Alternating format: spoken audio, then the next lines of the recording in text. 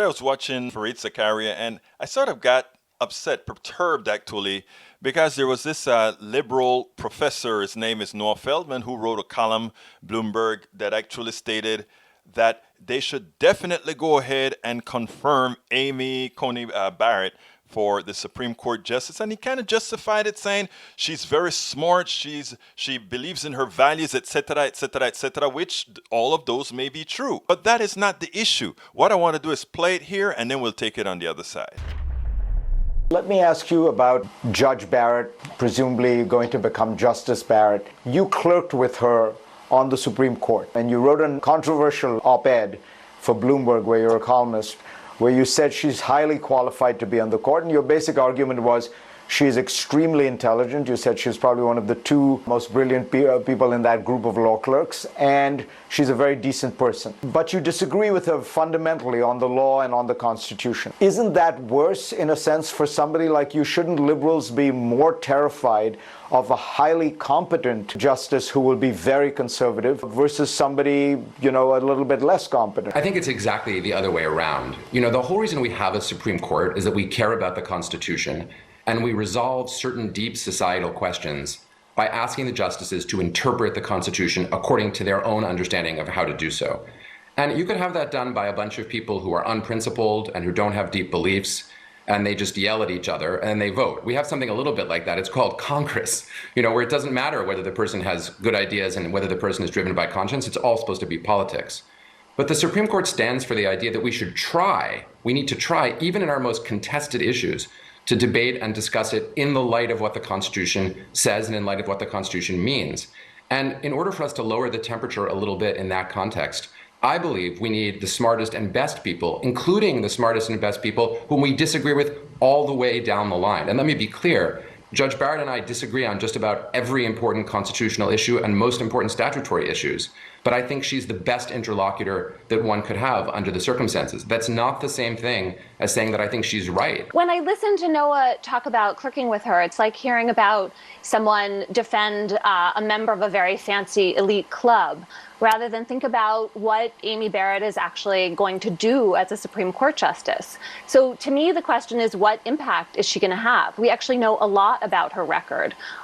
She has expressed interest in restricting reproductive rights, in potentially overturning the Affordable Care Act. And really, when you buy into the full conservative, quite radical judicial agenda, you're also talking about fundamentally changing the role of American government.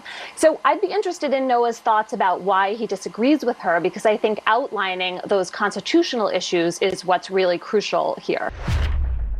The idea that somehow these right-wingers that are very intelligent that come on to the Supreme Court on a principled constitutional basis is ridiculous. That's the difference between right-wing elitists and liberal elitists, and then put that in context with why progressives are unable to win based on their numbers, based on their representation in the country. Liberals like Feldman, he is completely detached from reality. Emily Bazelon, she gets it right. Fareed Zakaria, he got it right.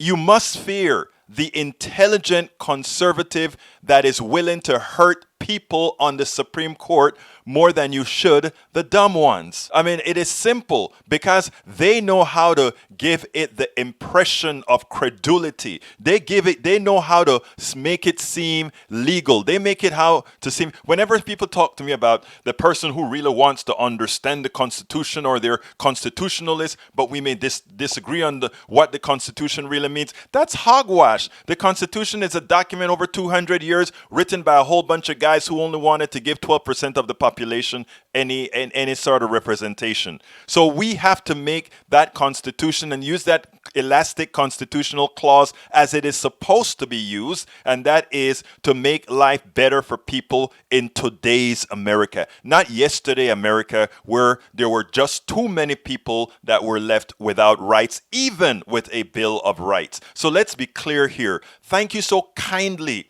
Emily Bazelon, because you have to push back against elitists like Noah Feldman, who think that by speaking a certain type of legalese or a certain type of constitutional talk, that somehow it means something to the people on the ground. When Republicans get their right-wingers in the Supreme Court, they're there to do one thing: destroy America by making sure that corporations get as whatever it is that they want, whether it means pilfering the environment, whether it means keeping people at people's throats by having abortion issue and many other things. So let's be real. Emily Bazelon, that is the kind of pushback we must have. Fareed Zakaria doing his part, but you hit the nail on the head. Defending members of a very fancy elite club or detached from the reality of what Americans are actually going through on the ground. We spend a lot of time deconstructing the news, trying to parse it into a form that everybody can understand. We try to find those little nitpicks where it flies above the fray, etc. If you really like these videos that we do, I want to ask a big favor. Please go ahead, number one, subscribe to our channel, and number two, please join if you can. Thank you so kindly for watching. Keep watching. Please remember to share. We must populate the entire internet with our progressive message, a message that we know is what most Americans say that they want. So help us, please join.